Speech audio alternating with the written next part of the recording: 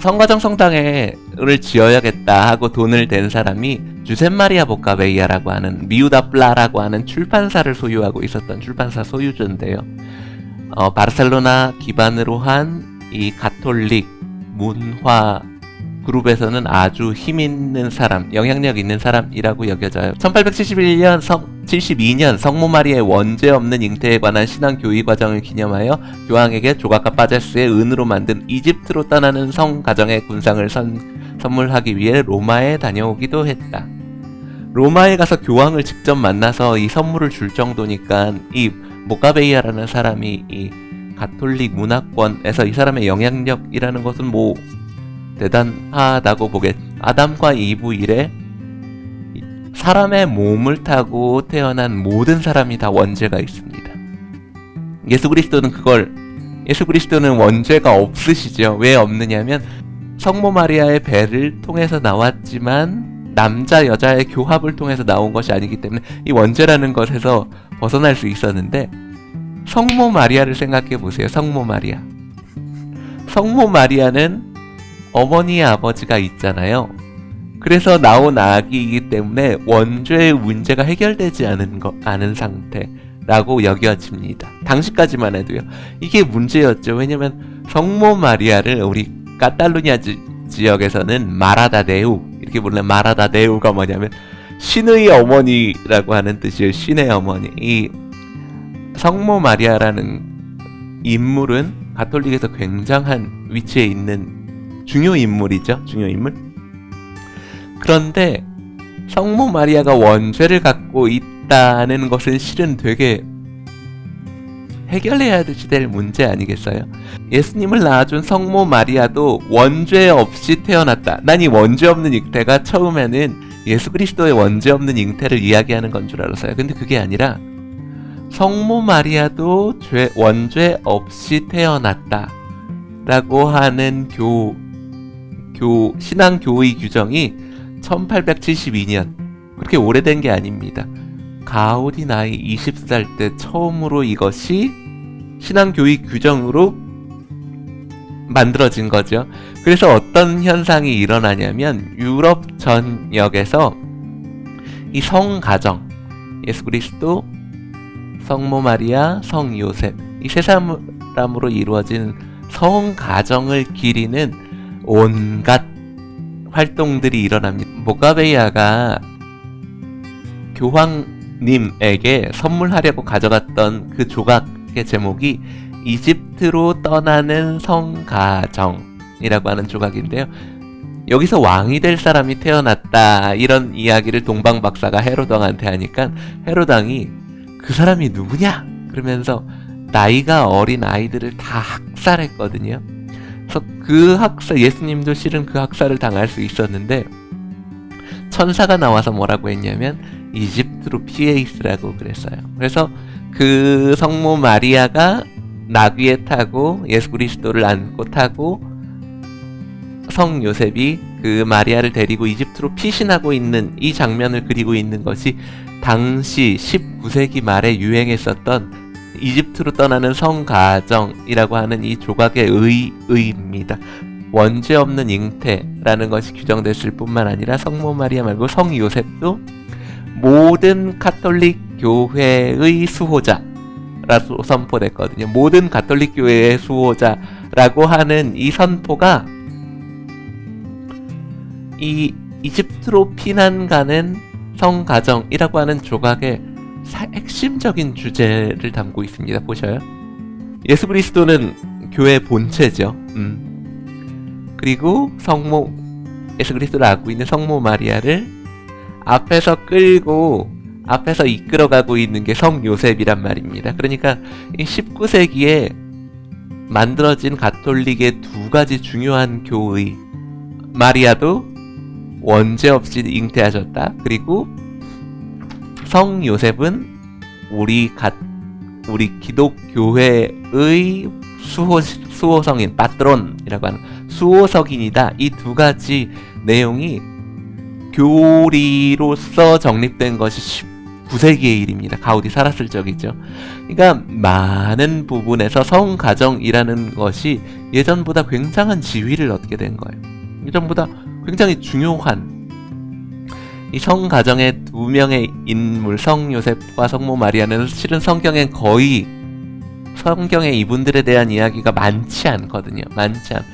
성모 마리아에 관해서도 성 요셉에 관해서도 의로운 사람이라고 나오고, 마리아는 실제로 예수 그리스도를 수태하는 것 때문에 자기 죽음을 각오할 정도의 아주 좋은 신앙인이었었다라고 생각합니다. 여튼 29세기 말에 1800년대 말에 성가정의 가정 방문이라는 것은 이 유럽 교회에 있어서 새로운 교리로서 굉장히 핫한 상태죠. 그래서 모카베이아가 교황님을 만나러 로마에 갔다가 돌아오는 길에 이탈리아 로레토라고 하는 지역에 들립니다. 로레토라는 지역에 갔더니 산타 가사라고 하는 성당이 있는 거예요. 13세기죠 아마. 십자군 전쟁이 이제 나사렛 이쪽, 그러니까 옛날 이스라엘의 성스러운 땅들이 침략당할 위기에 놓이게 됐죠. 나사렛 지역에 있었던 마리아, 성모 마리아가 태어나고 자라고, 그리고 천사한테 수태고지라고 하죠.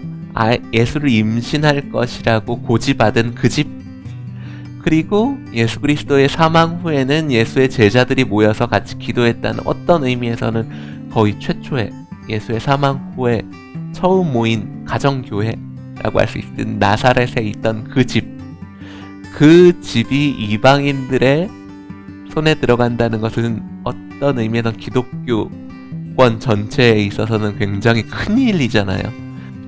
슬픈 일이죠.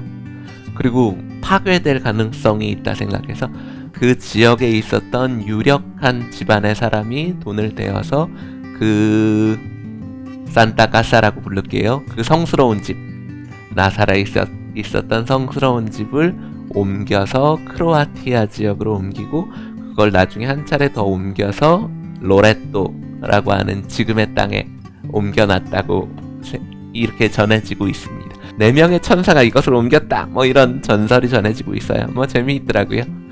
믿던지 말던지. 아무튼 이 산타가사라는 거, 로레토에 있는 산타가사라는 성당을 성가정 성당에 돈을 대고 있었던 주셈마리아 모카베이아라는 사람이 교황님에게 성가정을 기리는 선물을 주고 돌아오는 길에 로레토를 들린 거죠. 이 로레토를 들리니까 그 성당을 아주 인상 깊게 보았다고 그래요. 우리에게도 이런 성당이 있어야지 되겠다 생각해서 사그라다 파밀리아, 이 성가정을 기리는 속죄의 성전을 바르셀로나에도 짓기 원하게 되었고, 그래서 성가정 성당의 일이 시작하게 된 겁니다. 혹시 이 책이 있으신 분은 87페이지 상단을 한번 봐보세요. 이 성당이 모두 완성되면, 이 책이 쓰여질 당시는 1928년입니다. 그래서 성당이 거의 지어지지 않고 있었을 때죠.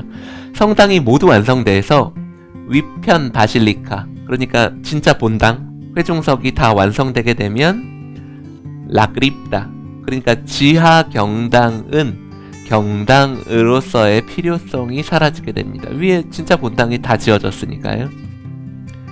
위편 바실리카에서 예배를 드릴 수 있게 되면 이곳 중앙의 회중석, 나베 센트랄이라고 되어 있는데, 이건 1층에 있는 본당을 말하는 게 아니에요. 지금 이 내용상 보면 지하 경당의 정가운데 부분을 말하는 거예요. 중앙의 회중석은 나사렛의 거룩한 집 산타가사죠. 모사하여 담게 될 것이다. 현재 이 영역 전체가 1907년 설정된 대로 교구에 속한 예배 공간으로 사용되고 따다다다다다다다다다 이렇게 딱 나오고 있어요. 근데 지금도 그곳은 예배 공간으로 사용하고 있죠. 그런데 원래 가우디가 상상하고 있었던 그리고 돈을 냈었던 모카베이아가 상상하고 있었던 사그라다 파밀리아 성당, 성가정을 위한 속죄의 성전에서 이 지하층은 로레토에서 보았던 나사렛에서 건네왔다고 전해지는 그 성스러운 집을 모사하여 그 모습을 지하에 담게 될 것이라고 기술하고 있습니다. 28년에 기술했는데 28년이면 가우디 사망 후죠. 그러니까 아마도 가우디도 이것에 동의했기 때문에 가우디를 제일 잘하는, 가우디와 함께 일했었던 라풀스가 이 말을 쓴 것 아닌가 싶어요. 나중에 성가정 성당이 이제 거의 다 완성되고 있거든요. 얼마 안 있어서 이 성당이 다 완성될 겁니다. 지금 이 성당이 다 완성되었을 때 가우디가 이야기한 대로, 가우디와 같이 일하던 사람들이 증언한 대로 이 성당의 지하 경당이 성스러운 집, 이 로레토에서 이 사람들이 보았었던 산타카사의 모습을 그 안에 담게 된다면, 모사하여 담게 된다면, 그것 또한 어떤 의미에서는 이 사그라다 파밀리아, 성가정이라고 하는 이 인물을 통해서 새롭게 정립된 교리들을 이야기하는 아주 좋은 공간이 될 것 같아요. 산타카사라는 곳은 이 성당의 장식적인 주제, 중심 인물이 되는 이 세 명의 인물이 살았었던 집이니까요. 성가정 성당, 처음에 이 성당이 지어지게 된 이유는 모카베이아가 로레토에 있는 산타카사 성당을 보고 이런 것을 우리도 지어야겠다, 그렇게 시작한 거예요. 그래서 이 성당이 완성될 때는 이 지하 경당이 산타카사라고 하는 그 로레토 성당의 부분을 어떻게 옮길지 저도 기대가 되는데요. 산타카사 성당은 어제 위키페디아에서 이렇게 찾아보니까 아주 유명한 성당이더라고요. 그리고 이 나사렛의 예수의 집이 아니죠. 정확히 말하자면 성모 마리아의 집이 옮겨왔다고 할 수 있는데, 그 집의 주변부를 리노베이션 한 사람이 바로 그 유명한 건축가 브라만테입니다. 한번 궁금하신 분은 로레토의 산타카사 성당이라고 해도 검색이 될 테고, 산투아리오, 성소죠. 산투아리오 데 산타카사 이렇게 검색을 해보시는 것도 좋겠습니다. 그럼 오늘 여기까지 하겠습니다. 안녕히 계세요. 바이바이. 재미있게 보고 계세요. 저는 이 채널을 운영하고 있는 아키트윈스의 이병기입니다. 스페인에서 10년 정도 건축을 공부했고요. 지금까지는 한국에 한 명밖에 없는 직업적인 가우디 연구자입니다.